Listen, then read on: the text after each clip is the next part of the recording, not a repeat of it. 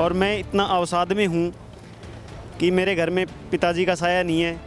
घर में 4 भाई हैं, 2 बहनें हैं और बड़े भाई की दिमागी हालत ठीक नहीं है और घर में कमाने वाला कोई नहीं है। तो मैंने इतना अवसाद में आ गया था कि मैंने आत्महत्या की कोशिश भी सोच ली थी कि है। तो मैंने टारगेट कर रखा है 31 मार्च मेरा जीवन का आखिरी दिन होगा।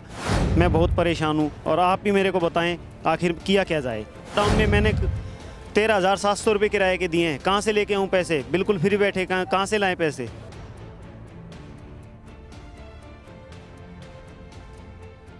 राजस्थान की राजधानी जयपुर के अंदर 22 गोदाम पर पिछले 6 दिनों से यहां पर बेरोजगार अपनी मांगों को लेकर गहलोत सरकार के खिलाफ खड़े हैं और गहलोत सरकार है जो इनको सुनने को बिल्कुल भी तैयार नहीं है। इसी बीच मेरे को जब मैं यहाँ घूम रहा था तो मेरे को एक साथी मिल गया। साथी ने दर्द बताया तो मैं अपने आप के आंखों के आंसू भी नहीं रोक पाया। मैं उनसे भी पूछूंगा और आपको उन्हीं से ब्याह करवाता हूँ। कहाँ से आए हो? जी, मैं राजगढ़ अलवर से आया हूँ। यहाँ किस लिए आए, कैसे आए? जी सर, मैं अभ्यर्थी पंचायती राज एलडीसी भर्ती 2013 से पीड़ित हूँ, जो 2013 में गहलोत सरकार ने ही निकाली थी और मार्च 2019 में गहलोत जी ने इस भर्ती का दोबारा कैलेंडर जारी करके नियुक्ति प्रक्रिया जारी कर दी थी। लेकिन लोकसभा चुनाव के कारण इसको दोबारा विड्रॉ कर दिया था और भर्ती चालू करने के उपलक्ष्य में मिठाइयाँ भी खा ली थी। लेकिन फिर भी यह भर्ती 2 साल पूरी होने के बाद भी चालू नहीं हुई है, दोबारा से सरकार बनने के बाद भी। और मैं इतना अवसाद में हूँ कि मेरे घर में पिताजी का साया नहीं है। घर में 4 भाई हैं, 2 बहनें हैं और बड़े भाई की दिमागी हालत ठीक नहीं है और घर में कमाने वाला कोई नहीं है। मैं पिछले 8 साल से इतने परेशान हूँ कि मेरी एक बार रिश्ता होकर भी टूट गया था। पिछले बार जब भर्ती जारी हुई थी मेरी सगाई भी हो गई थी और वो टूट भी गया।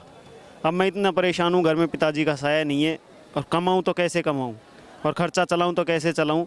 तो मैंने इतना अवसाद में आ गया था कि मैंने आत्महत्या की कोशिश भी सोच ली थी। लेकिन फिर मेरे दिमाग में आया कुछ किया जाए, तो मैंने कहीं से 1 लाख रुपए का एडजस्ट करके अपने जो उपेंद्र भाई साहब हैं बेरोज़गार संघ के महाअध्यक्ष, उनको देने का निश्चय किया। मैं इनके ऑफिस में चला गया 1 लाख रुपए लेके रिश्तेदारों से इकट्ठे करके। मैंने इनके टेबल पे रख दिया और मैंने अपना पूरा दुख दर्द बताया कि मैंने कि भाई साहब या तो मेरे को जीवन लीला समाप्त करने की आदेश दे दो या मेरी भर्ती करवा दो। तो इन्होंने मेरे को ढांढस बंधाया और मेरे से कहा कि तू 6 महीने रुक और किसी को 1 पैसा देने की ज़रूरत नहीं है। मैं ना 1 पैसा लेता हूँ किसी से, ना मैं किसी को देने दूंगा और ये तू पैसे जहाँ से लेके आया वहीं पे दे दे।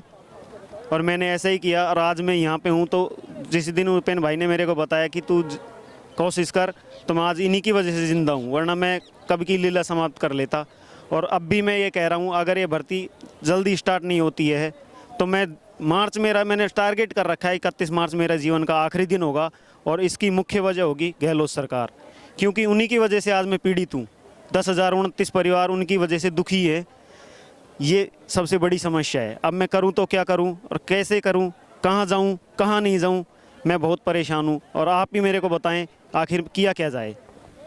आप बोल रहे हैं कि 31 मार्च आखिरी दिन होगा, तो आप अपने परिवार की तरफ या कुछ सोच नहीं रहे? पर कहीं ना कहीं प्राइवेट काम कर कर भी कुछ कर सकते हैं। आप इतना बड़ा कदम कैसे उठा सकते हैं? प्राइवेट कदम कैसे क्या कर सकते हैं? आखिर 10,000 रुपये 8,000 रुपये मिलता है। मैंने कंपनियों के कितने धक्के खाए हैं मुझे पता है। और 10-12 हज़ार रुपये में आजकल होता क्या है, मैं जयपुर में रहता हूँ, प्रेजेंटली टाइम पे 3200 रुपये महीने का किराया है और उसके बाद 1,000 रुपये के ऊपर का खर्चा हो, यानी कि 4-5 हज़ार तो किराए का चला जाता है। लॉकडाउन में मैंने 13,700 रुपये किराए के दिए हैं। कहाँ से लेके आऊँ पैसे? बिल्कुल फ्री बैठे, कहाँ से लाएँ पैसे? सरकार जब सत्ता में आई थी उनका एक वादा था कि बेरोजगारों को वो भत्ता देंगे, मिल रहा है क्या? जी, बेरोजगारी भत्ता नहीं मिल रहा है। और घोषणा पत्र में मुख्य मुद्दा था पंचायती राज एलडीसी भर्ती 2013 10,029 पदों पर सबसे पहले पूरी की जाएगी। लेकिन घोषणा पत्र को गुजरे आज 2.5 साल होने को है, लेकिन वो भर्ती आज तक भी पूरी नहीं हो पाई। आखिर क्यों? चलिए, बहुत बहुत धन्यवाद। गहलोत सरकार, आप अपने वादे ही भूल गए हैं। आज ये युवा आत्महत्या करने को मजबूर है और ये वही युवा है जो देश का भविष्य बनाएंगे, लेकिन ये आत्महत्या करने को मजबूर है। ये आपको सत्ता में लेकर आए थे, वो किस लिए लेकर आए थे? कुछ उम्मीद थी इनको, लेकिन आपने इनकी उम्मीदों पर पानी फेर दिया है। वो सरासर गलत है। आप बने रहें मेरे साथ, देखते रहें DPK न्यूज़। राजस्थान की हर अपडेट के लिए बेल आइकन दबाएं और सब्सक्राइब करें DPK न्यूज़।